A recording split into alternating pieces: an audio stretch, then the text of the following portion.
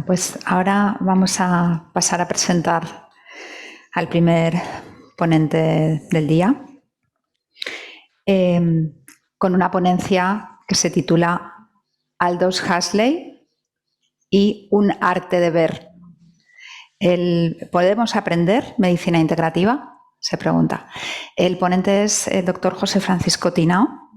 José Francisco Tinao fue miembro fundador de SESMI. Le tenemos gran aprecio y es además uno de los pioneros de la medicina integrativa en España. Y creo que nos va a hacer reflexionar mucho, que es el interés de su ponencia. Él es también director médico del CMI, de la Clínica de Medicina Integrativa. Os dejo con él, que seguro que vamos a pasar un excelente rato. Luego debatiremos sobre la ponencia.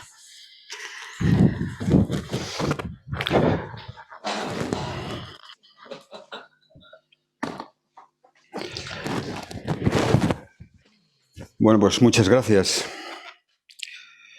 Tenemos todo un protocolo que cumplir en estos tiempos de protocolos, protocolos de medicina y protocolos de la vida. Esto que nos han querido colocar como el nuevo orden, ¿no? Buenos días. Quiero agradecer en primer lugar a la organización de este tercer Congreso Nacional de nuestra sociedad para darme la oportunidad y el honor de dirigirme a vosotros.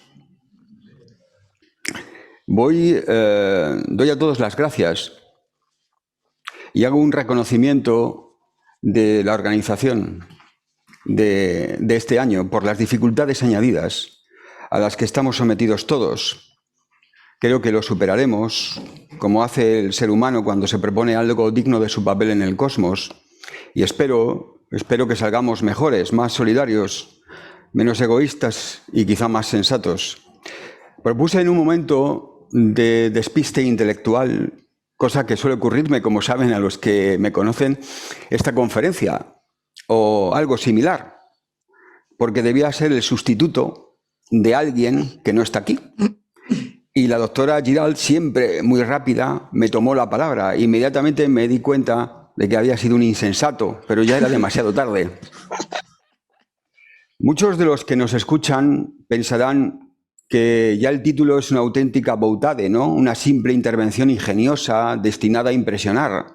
Y aunque no se me crea, no está destinada a nada de eso, sino a lanzar en la apertura de este congreso varias preguntas y cuestionarme algunas ideas, porque creo sinceramente que todas nuestras propuestas de cambio de un modelo nuevo de actuación en la práctica de salud y de la enfermedad, de este modelo que afortunadamente no hacemos solo nosotros, sino que también nos acompañan y acompañamos a otros en otros sitios. Este nuevo modelo que hacemos debe estar necesariamente asentado no solo en buenos conocimientos técnicos diferentes, que son muy necesarios y obligatorio tener, sino también además disponer de buenas raíces conceptuales, y ello solo es posible si se está asentado todo ello sobre bases filosóficas y metodológicas de la ciencia, de lo que hacemos, por qué lo hacemos. Si no tenemos esas raíces, como un árbol debilucho, pues caeremos en una tormenta. Y plantearnos preguntas, leer y analizar, estudiar las circunstancias históricas, sociales, económicas y políticas que marcan el modo de hacer. Es eso lo que se ha denominado en algunos sectores humanidades médicas. Y es un término que incluso también creo que hay que revisar. Ya sabéis que la importancia que tiene las palabras, porque las palabras marcan y definen territorios. Entonces, desde sus orígenes, sobre la medicina y la atención de salud se han concentrado muchas ideas y muchas fuerzas ideológicas, filosóficas, también intereses, desde luego, económicos, ¿no? Dando origen a lo que nos ha llegado hasta aquí ahora. Y eso es lo que nos han enseñado y lo que nos hacen y hemos, durante muchos años, personalmente yo, hemos practicado de una manera, con unas formas y con unas técnicas. Eso tiene un porqué y una historia, y de eso hay que analizar el por qué nos han enseñado esto. Aldous Huxley es un muy conocido escritor y filósofo. Es uno de los creadores europeos del siglo XX, especialmente por su reconocida obra que muchos de vosotros habréis leído, Un mundo feliz. Esa distopia futurista que se acerca peligrosamente a muchas realidades presentes y que nos alerta de algunas proyecciones futuras. Pero quizá lo que no se conoce de Huxley es que a los 16 años, siendo muy joven, padeció una queratitis punctata y afectó a su visión de tal manera que prácticamente le dejó ciego. Estuvo 18 meses prácticamente ciego. 16 años es una edad muy mala para quedarse ciego. Y además, con sus orígenes familiares, una familia llena de grandes personalidades, su destino estaba destinado a estudiar y a dedicarse al mundo del pensamiento y de la docencia. Hay que reconocer su magnífica personalidad, porque siendo tan joven y ante esa circunstancia no se amilana y dedica ese tiempo nada más y nada menos que a aprender a tocar el piano y a leer Braille. Por supuesto, la familia le llevó a los mejores oftalmólogos de su tiempo. Estos oftalmólogos aplicaron lo que en aquel momento tenían que aplicar, el protocolo de conocimiento de su momento. Huxley, como muchos pacientes de los que llegan a nuestras consultas, buscó opciones diferentes y encontró los trabajos del doctor Bates. Entonces, sin Internet, supongo que le debió ser difícil. Pero bueno, Huxley era mucho Huxley. Encontró las propuestas heterodoxas, exentas de riesgo. Era la puesta en marcha de un programa de rehabilitación ocular con una serie de ejercicios que lograron que el joven Huxley tuviera un cambio notable en su capacidad visual, recuperándola prácticamente. Él escribiría más tarde una obra no muy conocida, hoy descatalogada, pero que si la buscáis en Internet la podéis encontrar y leer, que se la llamó El arte de ver. La obra está destinada a agradecer al doctor Bates su labor y a su colega Margaret Corbett y promocionar y apoyar sus teorías, sus ejercicios, para ayudar a los pacientes que, como él, sufrían esa patología ocular. Evidentemente buscaba, con su popularidad ya, porque lo escribe ya siendo un autor consagrado, defender estos programas frente a las duras críticas y a las dudas que la oftalmología oficial de su época le planteaba a los trabajos del doctor Bates. Para nosotros esto no es nada novedoso, ¿verdad? Voy a leer solo un fragmento del inicio que nos explica por qué estoy utilizando como pretexto para mi fin este texto. Huxley escribe: ¿por qué podemos preguntarnos, los oftalmólogos ortodoxos no han sido capaces de hacer estas aplicaciones de principios universalmente aceptados? La respuesta es clara. Desde que la oftalmología llegó a ser una ciencia, los especialistas se han preocupado de un modo obsesivo de un solo aspecto del proceso complejo de la visión, el fisiológico.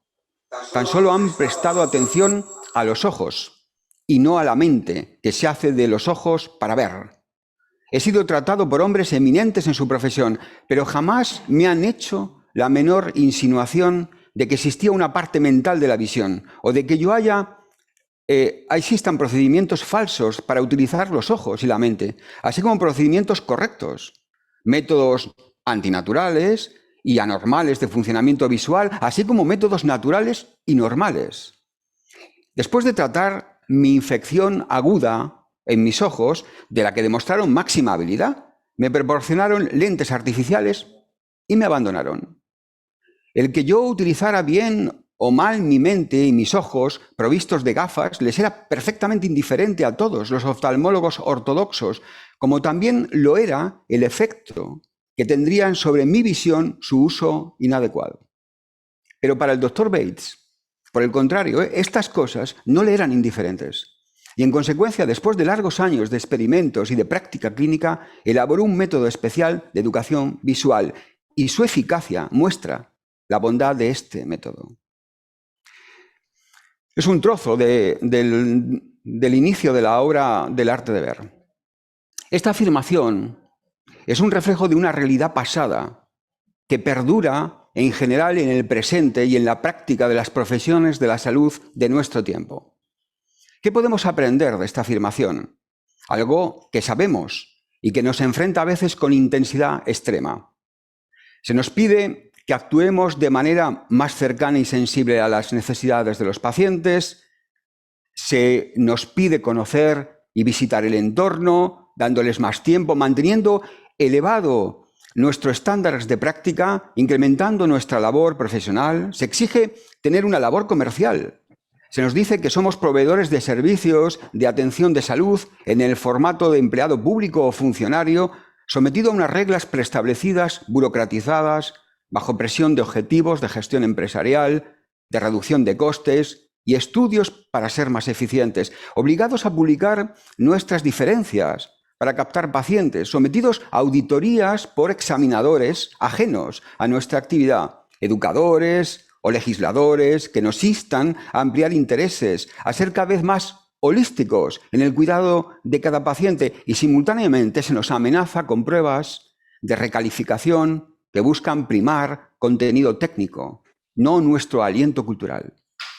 Muchas instituciones apoyan la idea de incrementar el lado humanista, no digo humano, pero ninguna prima ni ofrece programas formativos donde la filosofía e historia de la medicina se considere una materia relevante, como instrumento para pensar en nuestro cometido, para analizar lo que se hace y no solo hacer lo que hay que hacer o decir el protocolo que hay que aplicar.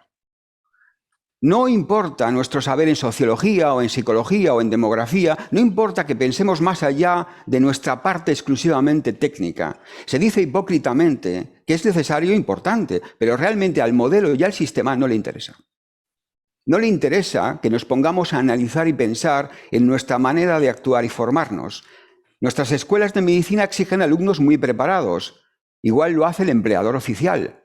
Pero el sistema juzga y prima no a los interesados en temas humanísticos. ¿Qué espera la sociedad de nosotros? ¿Qué esperan las instituciones de nosotros? De entrada creo que cosas distintas.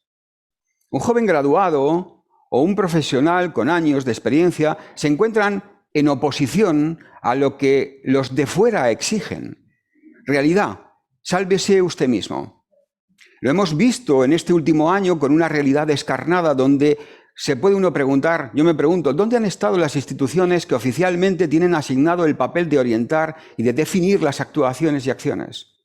Porque se han movido desde el silencio absoluto hasta las contradicciones constantes.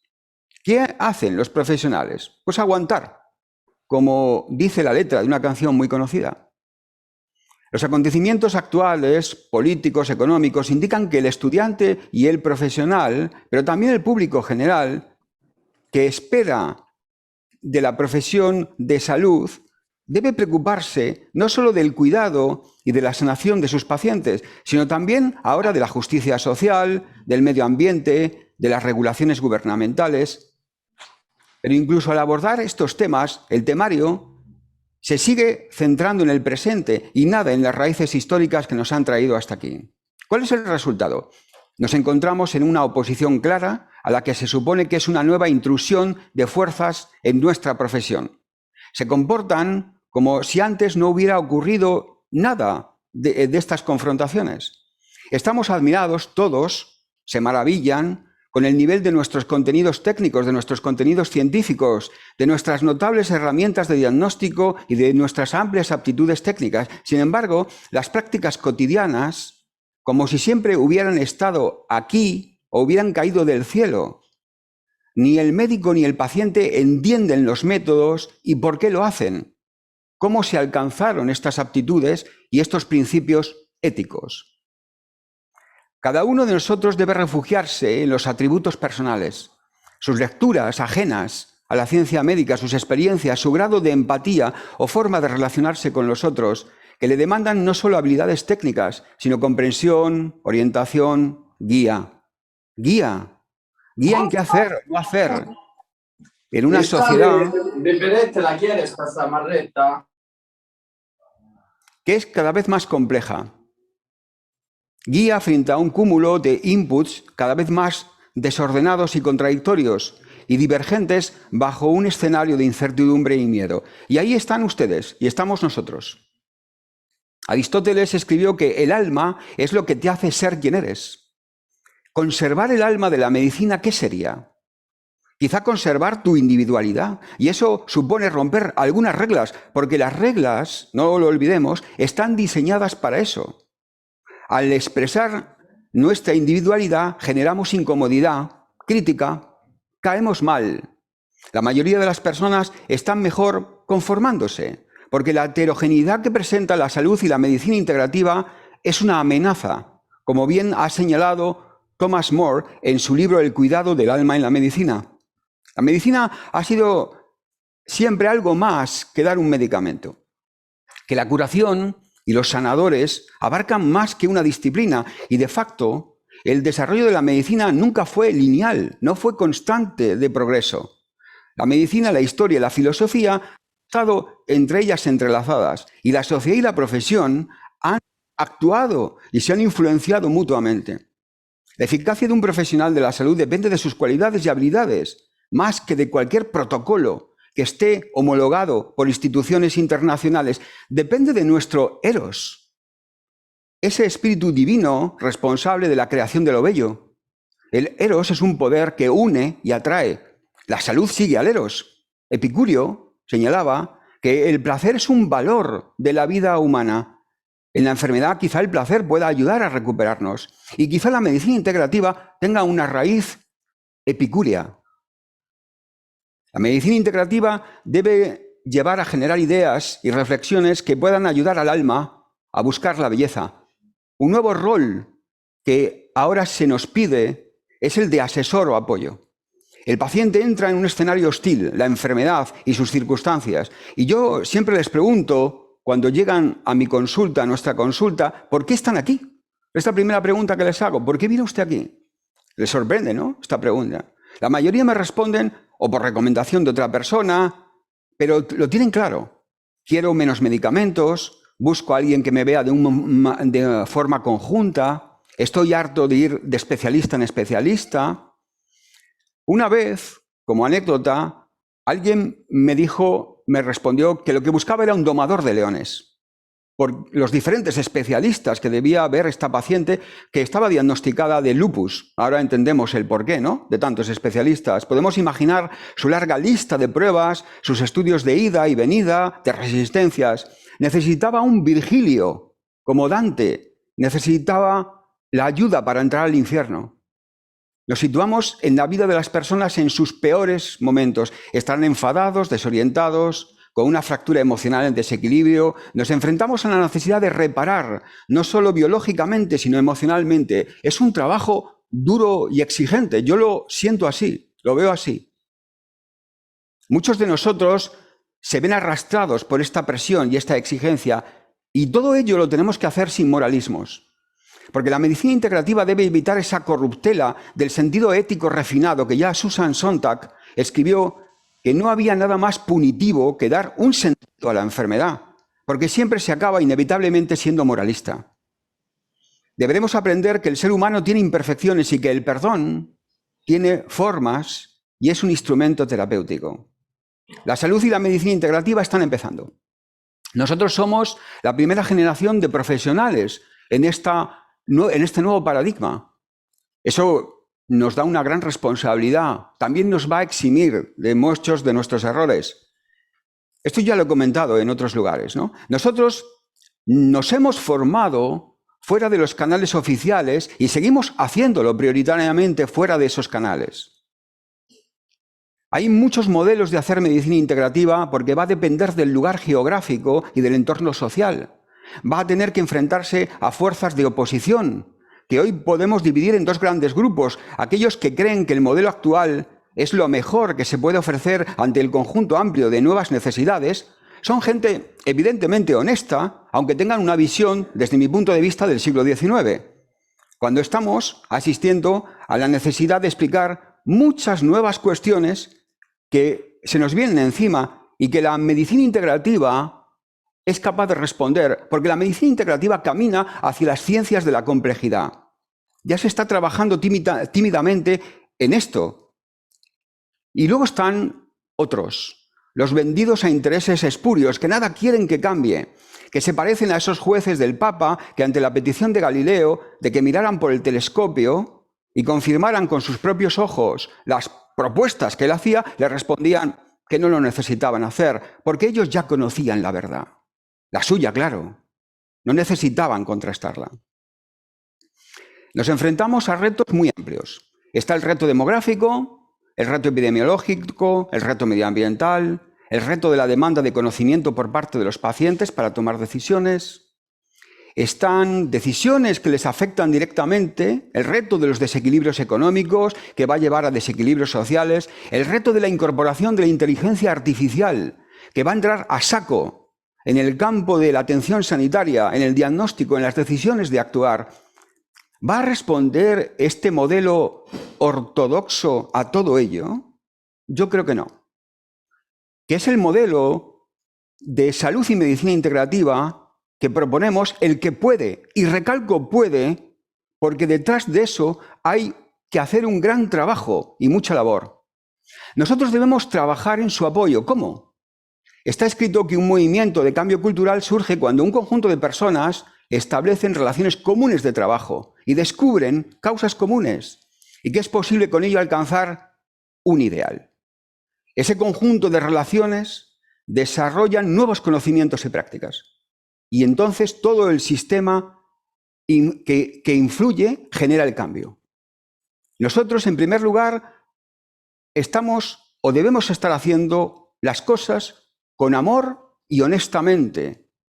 Amor y honestidad frente al trabajo. Sabemos que hay un conjunto de reglas, que hay que desarrollar el modelo respetando esas reglas, porque si no, nada se logrará.